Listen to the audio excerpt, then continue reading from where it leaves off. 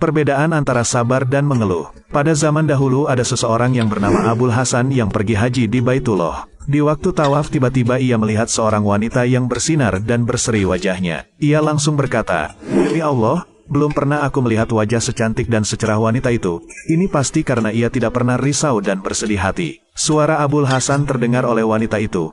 Lalu ia bertanya, "Apakah yang kamu katakan wahai saudaraku?" Ia meneruskan ucapannya, "Demi Allah aku tetap terbelenggu oleh perasaan sedih dan luka hati yang sangat dalam dan tak seorang pun yang sama dengan aku dalam hal ini." Abu Hasan bertanya, "Apa yang membuatmu sedih?"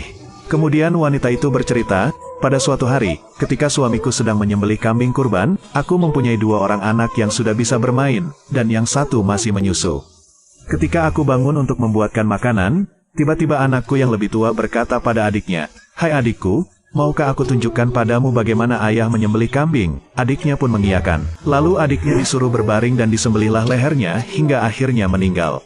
Kemudian dia merasa ketakutan setelah melihat darah memancut keluar. Anakku pun lari ke bukit. Akhirnya di sana ia dimakan oleh serigala. Hilangnya anakku membuat ayahnya pergi mencarinya. Ia terus mencari sehingga mati kehausan. Aku yang tak tahu kabar suamiku. Aku letakkan anak bayiku untuk keluar mencari kabarnya. Tiba-tiba bayiku merangkak menuju ke periuk yang berisi air panas. Ditariknya periuk tersebut dan tumpahlah air panas terkena badannya hingga kulitnya hancur.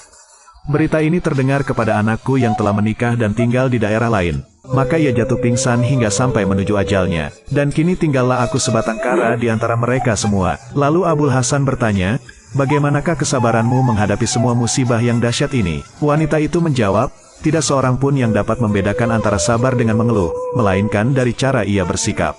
Adapun sabar dengan tetap bersikap baik secara lahiriah, maka hal itu baik dan terpuji.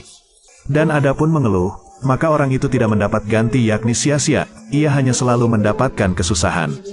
Bersabarlah, sesungguhnya di balik kesusahan terdapat kebahagiaan."